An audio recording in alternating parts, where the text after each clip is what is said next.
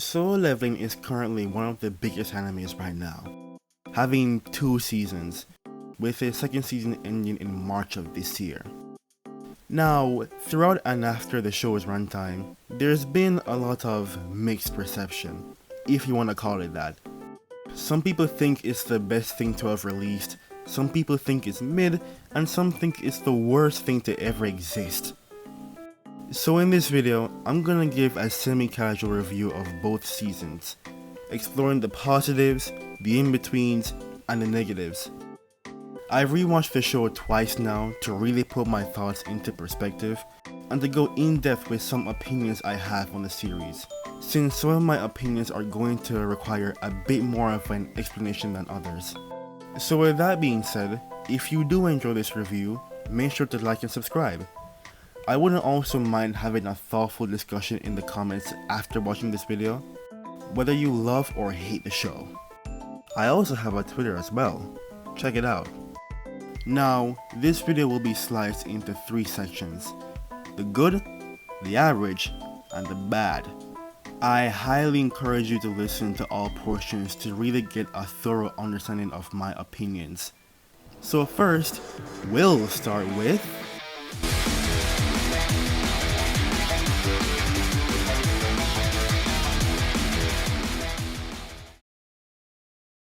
Jinwoo. There's a lot of things that I think Solo Leveling does well, and one of those being Jinwoo himself. Now, I can already see the pitchforks, as most people only think of Jinwoo as the aura farming, no personality main character, and I am here to put forward a different perspective. There's some, if not a lot of moments in the show that convince me that he was more than just an aura farming machine. For one, the only reason Jinwoo became a hunter was to help provide for his family, after his father went missing. He wants to save enough money so his sister can go to college, as well as paying for his mother's treatment, essentially becoming the breadwinner of the family. How about a different example? Jinwoo's fixation on gaining more strength. In season 1, it's made quite clear that in the world of hunters, strength is the only thing that matters, a lesson that Jinwoo has had to learn time and time again, because the world of Solo Leveling only favors the strong, which is what causes him to have an obsession with strength. But there's also moments that showcase the humanity within him. Case in point, his mother waking up from her eternal slumber. This man Jinwoo has had to fight through the tower, sometimes leaving to seek more power, all to get an elixir that he wasn't even sure would have worked. The elixir works and he breaks down crying after seeing his mom come back from her sleep. Still can't believe some people hate this scene, like, isn't this wholesome? Anyway, here's a big example. Baek's friend Yoon-suk, who was killed during the Jeju Island raid. Now, Jinwoo could have easily kept him as a healer summon, a very strong one at that, but he chose to adhere to Baek's wishes and released Yoon-suk's spirit right after. These moments cemented to me that he was more than just an aura farming hype machine, but an actual character with thoughts and feelings.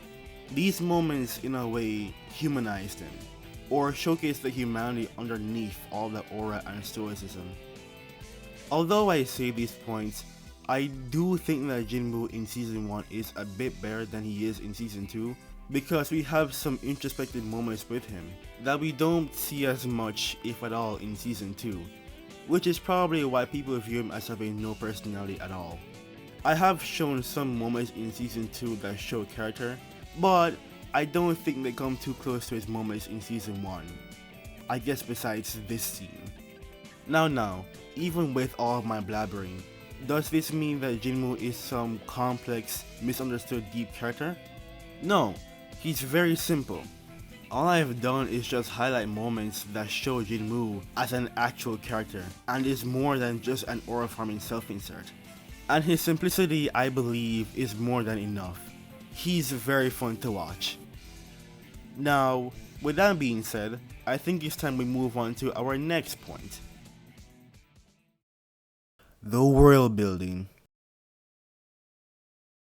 Now, I think the world building is one of the most underrated, if not most overlooked aspect of Solo Leveling when discussing the show. Solo Leveling, I think, has some really good world building. We're quickly introduced to the world of hunters through the gates that appear randomly, and the power system where once you've awakened, you're stuck at whatever rank you get. Basically RNG for where you end up, unless you're Jinwoo, who gets his own personalized RPG power system, is something that we still know next to nothing about, besides the fact that it wants Jinwoo to get stronger and stronger. Where did it come from? Is Jinwoo the only hunter with this system thing? Does it really want to help Jinwoo, or does it have ulterior motives? And in the dungeons, why do enemies glitch out when asked certain questions? We don't know. We know absolutely nothing at all. And there's even more questions I can list, but I'd be going on for a long time if I were to list every single question. And not to mention the questions surrounding Jinwoo's dad, and those enemies that appeared in the final episode of Season 2. So if anything, these first 2 seasons I think are essentially the preface for what's to come in the later seasons. So we can expect to see a lot more things out of Solo Leveling's world. And with that, I reach my final point in this section of the video. The animation. Now, I'm not gonna spend too much time on this section because I think we can all agree that the animation for this show is absolutely gorgeous, especially in Season 2. That's it really. There's nothing more I can say that isn't just pure glazing, so I guess we'll move on to the next section of the video. Insert transition.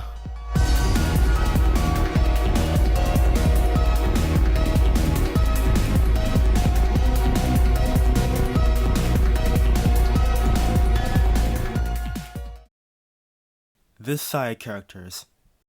The side characters in Solo Leveling aren't particularly special.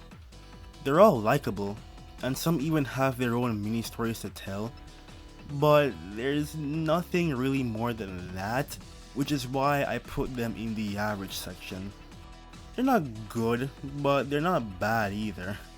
They do enough for the story of Solo Leveling. Would I want more from them? Most definitely. But overall, I think they're fine. Maybe my mind might change as the series goes on, but for right now, this is my stance on them. Not good, not bad, just average. Which brings us into my next point. The fights themselves, from a narrative perspective. Now, I phrase my point like that to differentiate it from the animation and spectacle of the fights because, obviously, they're amazing. But when it comes to the actual writing of the fights, is where things change. Some fights in the show I'd say are good, or at least solid narratively, such as the serpent fight and the Tae-shik fight. The serpent fight, in my opinion, works well because at that point we've understood Jinwoo's struggles beforehand, and now, given a second chance at gaining strength, the serpent acts as a prelude to his journey, if that makes sense. The Tae-shik fight works differently. We know that Tae-shik was offered a bounty by a father to kill the criminals. When he does kill them, it should be a great moment, which it is, because those bastards deserve death. But what changes things is the fact that he goes after both Kim and this guy. Especially Kim, who just had his whole scene with his family not too long ago.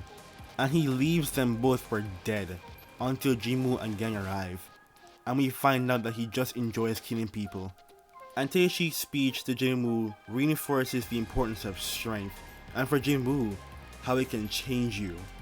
All these aspects, I'd say, add some weight to the fight narratively.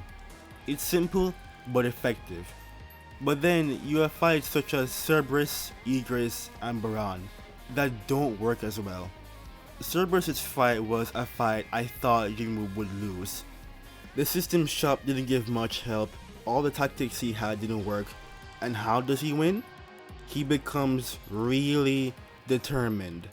If anything, his lower half was being chewed on, and all it took was a little bit of poison and a jug full of resolve, and it feels like a cop-out than it did in the serpent fight.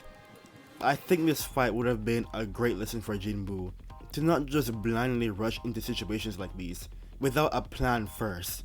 The same thing happens in the Egress fight, where he gets really determined, and it feels the same way, a cop-out.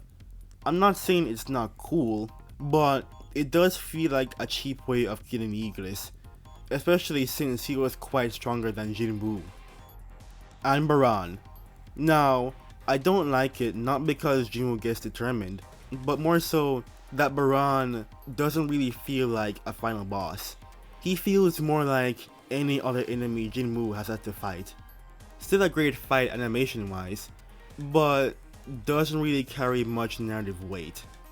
And those are really my points on the narrative of the fight summed up. Some fights carry that weight, such as the Tae-Shik and Serpent fight, whilst others don't carry that same impact, which is why I put the story of the fights in the average section. Some fights are great, and some are not, story-wise, which I suppose leads us to our final section of the video.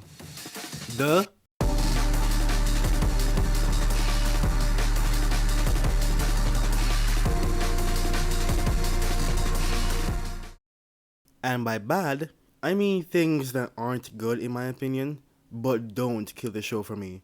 And only two aspects come to mind. So first off, we have Jinwoo's rate of progression. Now, this is something I'm not too big a fan of. Jinwoo in season 1 starts out as an E rank, and by the end of the season, he's already around an A rank level, and season 2 becomes even more egregious. He jumps from an A rank to beyond S rank in a matter of episodes. Now, this could just be due to the pacing of the show, but my god, he becomes a god in the span of 24 episodes, making the S-class hunters of Korea look like wet paper. It doesn't kill the show for me, cause I assume that he'll only get stronger and stronger, but man, I would have much preferred if he got to that level a bit more slowly, because the S rank is the high tier status, and Jinwoo just surpasses it like it's meaningless. I mean, overall, maybe it's a me thing, but I just don't like how quickly he attains his strength. Anyway, I'll move on to my last point in this section. The non-existent stakes. I think one of the issues that Solo Leveling suffers from is the lack of stakes after a certain point in the show. I think after a certain point, the stakes just don't matter at all, because you know that Jinwoo will come out victorious every single time. It doesn't matter who his enemy is, he will win. His enemy could be God himself, he'll still win, probably through some bullshit determination or something. At some point, it's quite hard to take any of Jinwoo's struggles in this fight seriously, because he'll always come out victorious. I think this issue really began with his fight with Cerberus, and was a continued trend for every single one of his fights afterwards. The only time I can say there was some semblance of stakes is the climax of Jeju Island, where Buddha becomes the biggest threat on the island, almost killing the Korean S-rank hunters until Jinwoo arrives. That's the only time I really felt any sort of tension. I'd like to see Jinwoo start losing fights, you know? Especially if it's fights that can teach him valuable lessons. So, I don't hate it, it's just, I think the story suffers from a lack of stakes after a while. I can still have a grand old time just enjoying the show even with these issues, as they don't ruin it for me. But, I guess that's all my opinions towards Solo Leveling. The good, the average, and the bad.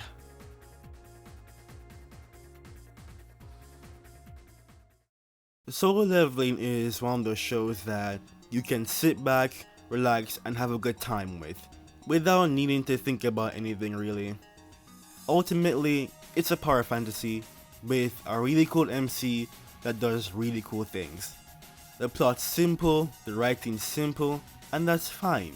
I'm not expecting a deep, complex narrative on the nature of the human consciousness. It's a simple story about a guy getting stronger. The show knows what it is. Anyone can tune into it. Does that mean it's perfect? No. It does have issues. Do they ruin the show for me? No. Absolutely not.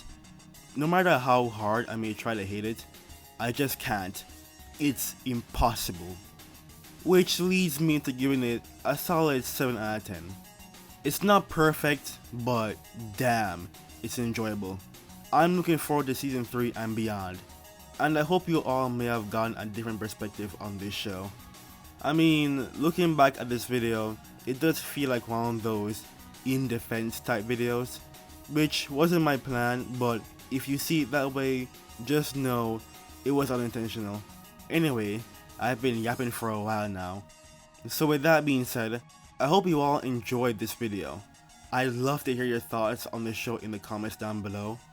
I think Solo Leveling is one of the most enjoyable shows right now, and I would urge someone who has never seen it to watch it. So make sure to like and subscribe if you enjoyed. You can also check out my Twitter. I talk about anything I like on there, you know. So I guess with that, I'll see you all in the next one. Take care.